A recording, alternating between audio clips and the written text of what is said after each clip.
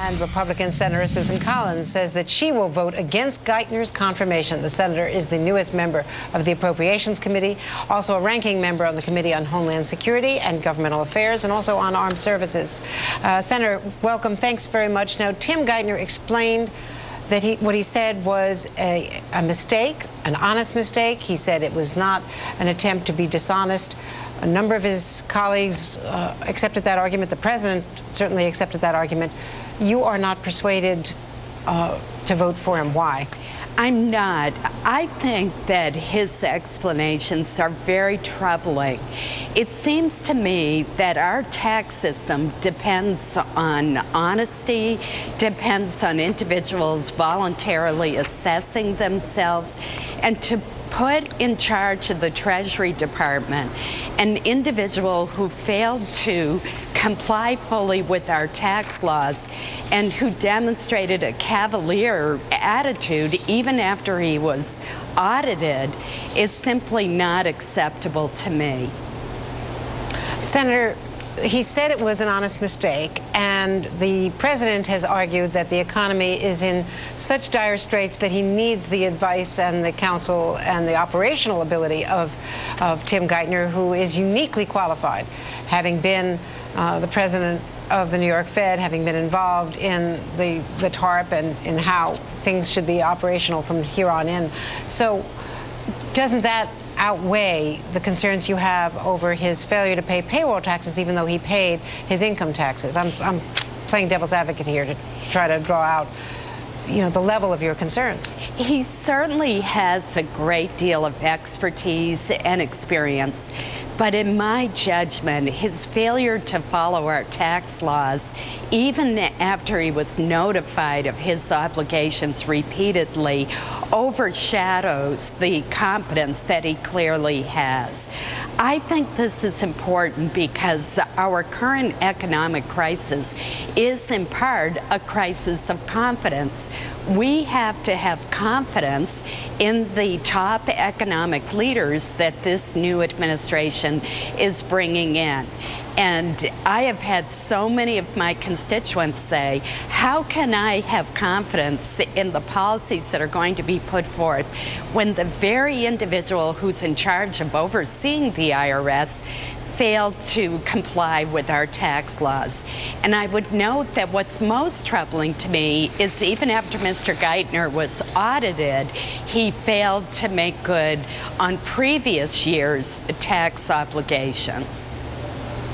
You know, Senator, if I could sort of define the role that you played, you have very often played a centrist role, a moderate role among Republicans, not only in your ideology, but in terms of your willingness to go across party lines. And you're the kind of Republican that this president is relying on for support for perhaps the stimulus package, for other major initiatives. So your opposition, this is not the same as Senator Cornyn taking a stand against Hillary Clinton, who represents a more conservative Republican. This is a very important signal you're sending, one of your first votes against this president. Well, I don't look forward to voting against the president's nominee when one of my colleagues put a hold on Senator Clinton's nomination. I went to the Senate floor and spoke very forcefully in favor of her confirmation. But in this case, I just cannot get past the idea of putting in charge of the IRS, in charge of the Treasury, a person who demonstrated inexcusable negligence when he applied the tax laws to his own situation. I just think that's unacceptable. There are many other competent economists who could be put in charge of the Treasury Department. So much as I am reluctant to vote against the president's nominee, I simply can't in good conscience vote for Mr. Geithner. Are you similarly troubled by Deputy Secretary of Defense nominee William Lynn, the president having chosen to go for a waiver to permit someone who was a lobbyist for defense contractor Raytheon to be Deputy Defense Secretary? Are you also against his nomination? You're a member of the Armed Services Committee, so your say is very important on this one as well.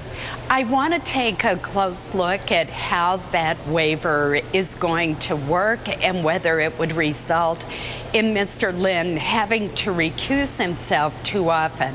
Now, I have seen waivers in similar situations work well in the Defense Department in the previous administration when there's an independent assessment by the General Counsel and when there's strict adherence to the waiver.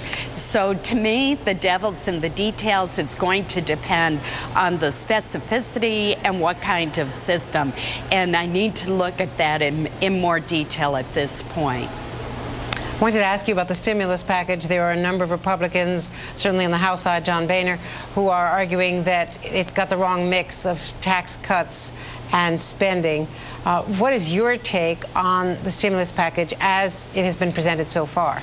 Well, first of all, we need a stimulus package. There's no doubt about that. Every day brings more reports of massive job losses and of a decrease in demand that really threatens our economy. So I agree with our new president that we need a vigorous, aggressive stimulus package, and we need to get it on his desk soon. However, there are real questions about what should be in that stimulus package. It's very tempting to make it a Christmas tree for every worthwhile spending program, but we have to ask the question of, will this help turn our economy around? I've had constituents raise with me questions about why is there money in there for pandemic flu preparation, for example. That doesn't seem like economic stimulus, a worthy expenditure and one that we need, but is it really something that stimulates the economy? So those are the questions that I'm going to be asking as we try to achieve the right balance, the right size, and the right mixture of tax incentives and direct spending programs. But I firmly believe we must get a package to the president's desk.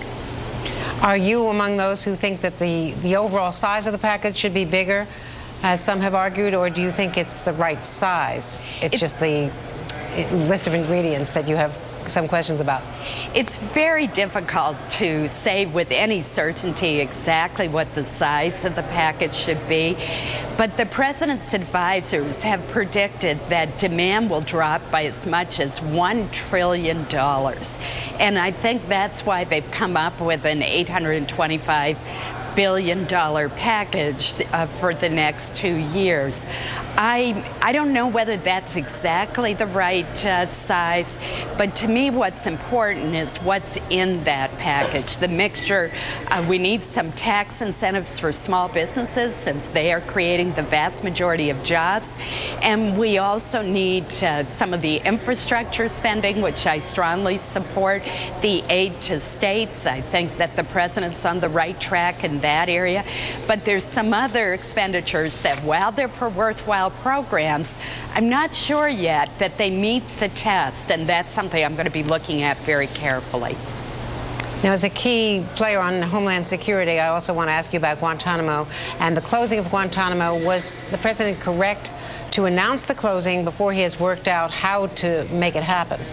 The president is correct that Guantanamo has become an international symbol of mistreatment of detainees, and that is harmful to our country. And Secretary Gates has long said that he'd like to see Guantanamo closed also. I am concerned about whether the president's put the cart before the horse in announcing that he wants to close Gitmo within a year's time before he has a plan for what to do with the detainees who are housed there. Some of them are extremely dangerous. It's going to be difficult to try them. They can't really be released to their home countries. So there are a lot of issues to be worked out. I would have preferred that the president have worked out those issues and then announced the closure rather than the other way around. But he is correct that our ultimate goal should be the closure of that facility. All right, Susan Collins, who will be voting nay at 6 o'clock tonight when Tim Geithner's nomination comes up for final vote on the Senate floor. Thank you very much, Senator. Thank you, Good to see Andrea. you.